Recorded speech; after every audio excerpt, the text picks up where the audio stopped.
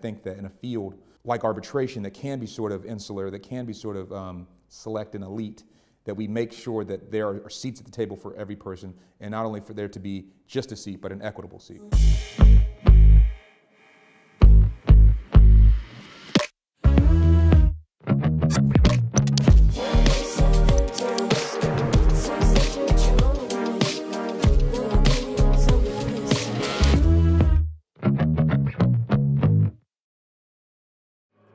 Welcome back to my arbitration. Today I will speak with Chris Campbell of Tales of the Tribunal, and I will be speaking with him about his initiative. Let's go.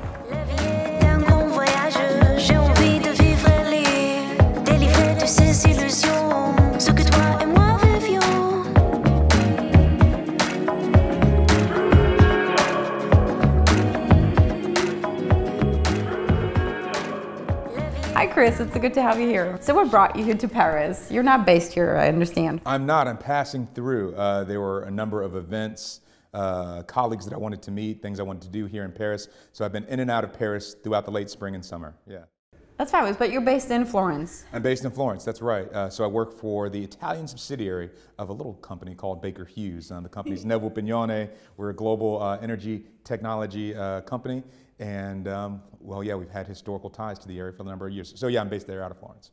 Well, besides your work as a counsel, what is it that you do? You have like a gazillion hats. A few hats. I'm not wearing any of them literally today. But yeah, so as you mentioned, I'm senior litigation counsel for Baker Hughes. So I handle all matters of mediations, arbitrations, litigations, and the like, all mediations for Baker Hughes across the globe with a couple of my colleagues internally. But when I'm not doing that, I work with a couple of organizations in the field, the Real Racial Equality for Arbitration Lawyers, REAL. I'm on a couple of task force with the USCIB. I'm one of the co-chairs of the American Bar Association. And my nighttime job, my main side hustle, the reason people typically know me is for a show I run, a podcast called Tales of the Tribunal. When did you start that? So that show started, we're going into our 4th season, and back in 2019, yeah. What is the purpose of Tales of the Tribunal? The purpose, oh, that's a very sort of official sort of sounding question, the purpose. So really it was born out of the fact that, you know, this is pre-pandemic, and the idea was you have so many great conversations with people whenever you go to conferences, arbitration events, and you have really interesting conversations with them. And I found that a lot of the times people don't know anything about these people outside of their day-to-day work. And I found that they do really interesting things that, you know, they'll do flamingo dancing, or they'll be, you know, scuba divers, or those types of things in their spare time. So I figured if we could bring those conversations to life, then maybe we could have interesting sort of segments in our show, and in particular to sort of demystify what it's like to work in international disputes, because sometimes people think you have to have this one specific type of profile, and that's the only way that someone can work in arbitration. And I think we try and cut against the grain in that respect. And what is your lesson learned from Tales of the Tribunal so far? My lesson learned is that, especially now that we had slowly post-pandemic, the pandemic gets in the rearview mirror, is that everyone is really hard to schedule. so we've had you know, a little bit of tricky time scheduling people, because like with my arbitration, we like to sit in the room with people when we interview them, and sometimes that's a little bit of a challenge. So we have virtual interviews too, but yeah. So Chris, if you could interview yourself, what would you ask yourself? What would I ask myself? Oh my gosh. It's like, well, how do you get your head to shine like that? Maybe, I don't know. But let's see. You know, maybe the question might be, how does one end up in a career in international law from the bustling metropolis of Irmo, South Carolina? And that's sort of the message that I try and carry with me into all the projects and things that I do, is that, again, similar to what we were talking about just a few moments ago, there's not one set path to anything, whether that be international law, whether that be to business, anything that you want to do in your professional life. A lot of the times it's just about having the vision, having an idea of something you want to do, guiding your way towards it, collecting people that will perhaps be able to help you in that endeavor, and just going towards it. It doesn't have to be all at once. It can be over a journey of time. What role does diversity play in that? What you described sounds to me a lot like individuality. Is that connected at all to the endeavor to make the community more diverse? It certainly is. And again, that is sort of a definitional and foundational principle of where I come from, being a black guy that grew up in South Carolina, and all of the tense and complex natures of that conversation was certainly part of what I bring to the conversation when it comes to diversity, whether that be in the numerous ways that we could define that, whether that be gender, ethnic, cultural, economic, geographic, ableism and all those types of things. There are so many ways that we could have that conversation, and I don't fit into all those categories myself, but I think being thoughtful about it is what I'd like to do, because I think so much of the time, the large part of the conversation is the part that's being left out, the part that's not being considered. And so whether it's through Tales of the Tribunal or any of the projects that we've been involved in, I try to at least make sure that everyone feels like they're heard, feels like they're making a contribution, and has an opportunity to participate. And I think that in a field like arbitration that can be sort of insular, that can be sort of select and elite, that we make sure that there are seats at the table for every person, and not only for there to be just a seat, but an equitable seat. What would be a tool to do that, or what can everyone do in order to ensure that not everyone is in a position to hire a lot of people from a diverse pool, or to engage a lot of diverse counsel as in-house counsel? How do you make sure that the pool remains and gets more diverse? I think that there's probably two major things that I would say. I think that there is an institutional or organizational path that one can pursue, and that's sort of the larger mechanisms or systems that we exist in.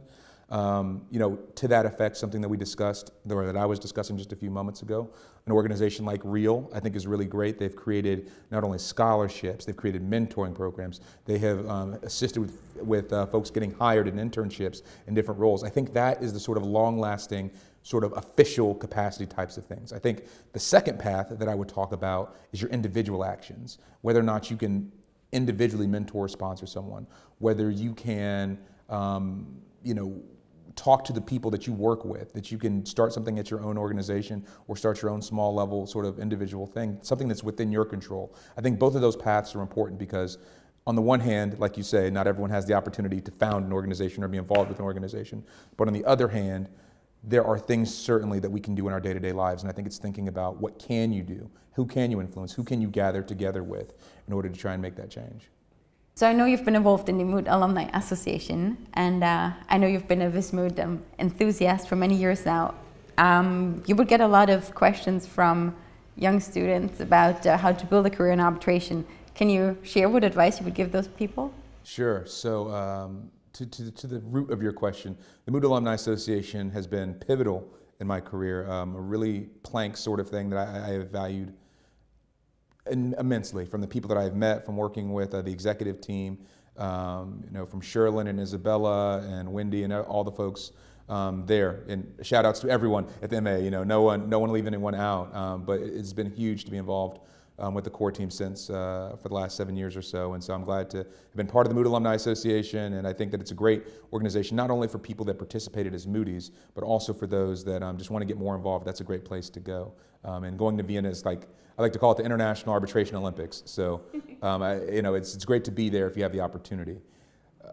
To the second part of your question, how to break into international arbitration. And this is advice that I sincerely give to every student, because a lot of times there is this thought process that it's a magical, mystical formula, and that there's like certain specific things that one must do on like a full moon on a Tuesday and all this stuff. And it's not quite like that. I'll tell you what works, or what I've seen work.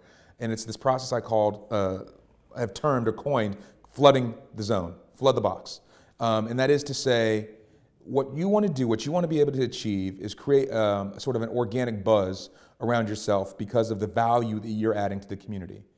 What are some ways that you can do that? Through drafting and writing either full-length articles, if you don't have time or necessarily the ability to write a full-length article, short notes, anything that's topical or useful to the field, that's useful and that's helpful. And that's what we sort of generally deem content creation. Things like we're doing here today, whether it be video or a podcast, any of those sorts of things are good for the value of the overall community. Second thing, getting involved with industry organizations, whether that be any of the young organizations that are involved with all the international arbitration institutions, whether that be the organizations in the field or the industry, any of those types of things are going to be key to, again, providing value to the industry and, importantly, letting people know who in the world you are. And then third, I think to the extent you can, taking on projects that are either involved with those institutions or just in the field at large, helping moderate or put together programs or events. Those things are so important typically because a lot of the times it's partner level folks or senior folks that are supposed to be doing this and they need the help. So if you were there, if you're next to the event, if you're helping put it together and make sure it's great, that is memorable. And those are things that again, help you to build a buzz about yourself. And you do that enough. If you don't have a job in international arbitration right now, you do the job that you've got, and then your second job is doing those things. And I will tell you, I've seen it work time and time again. If you do those 2 or 3 things, again, you do it enough times, and eventually you create enough of a reputation about yourself that, well, you break into international arbitration. So Chris, since you do so much and you wear all these hats, I know you're very busy, and I keep wondering myself, in this very competitive field and a very demanding job, how do we balance our work life and our personal life, and how do we find the strength and find a sustainable approach to our jobs? How can we make sure that we preserve our strengths and be our most productive and efficient at work? You know, again, another profound point there, especially working in a highly competitive field like international business, like international disputes.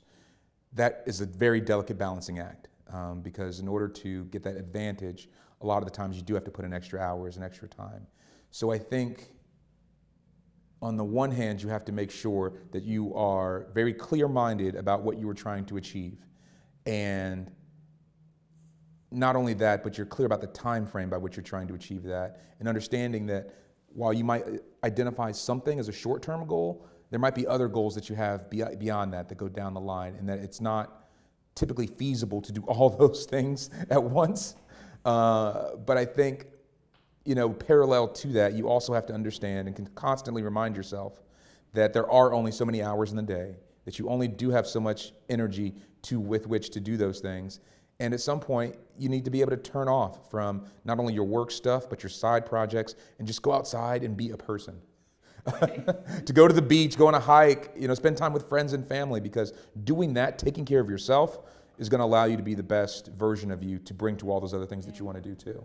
And you raised an interesting point there. Sometimes in our career, we have to spend the extra hour and go the extra mile in order to be competitive and to really grow into the lawyers that we need to be to build a career there. How is that compatible with the family life and with the demands of parenthood? It's tough. I can't speak to parenthood yet. You know, someday perhaps, but I can't speak to that right now directly. But I think it goes with all those other things that we're talking about, being clear-minded about what you want professionally, but also out of life. We are so much more than what we do for our day-to-day jobs, that you have to make sure that you're keeping all of those things thoughtful, and that you don't want to neglect those things. And in fact, at the end of the day, most folks, you know, at the end of their journey through life, are not going to say, I wish I had worked more. They're going to say, I wish I'd had that time with my family, with my kids, on the things that really matter to them in their core as a person. So I think being mindful of that, but also being frank with yourself. If you know that your competitors are putting in X amount of time and you're only putting in a level less than that, then either you have to be comfortable with achieving something less, or you need to increase how much you're investing in that. Chris, thank you so much for coming here today. It was really lovely to meet you finally in person. Exactly. Thanks for having me.